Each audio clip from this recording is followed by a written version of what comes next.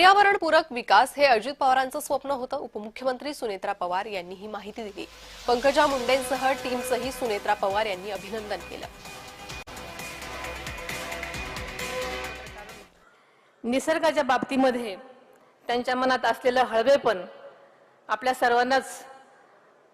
सर्वांनीच अनेकदा पाहिलेलं आहे. आज आपण पाहिलं तर अनेक क्षेत्रामध्ये महाराष्ट्राने देशाला दिशा दिली आहे. परंतु हा विकास केवळ आर्थिक वाढीपुरता मर्यादित नसून तो शाश्वत, पर्यावरणपूरक आणि भावी पिढ्यांचा विचार करणारा असावं असं आदरणीय दादांचं स्वप्न होतं.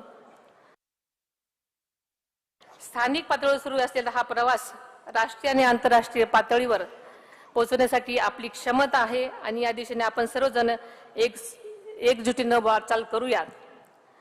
हे अभियान यशस्वीपणे आणि मोठ्या प्रमाणात राबवल्याबद्दल मी पर्यावरण मंत्री पंकजाताई आणि त्यांच्या टीमचं मनापासून अभिनंदन करते, त्यांना शुभेच्छा देते.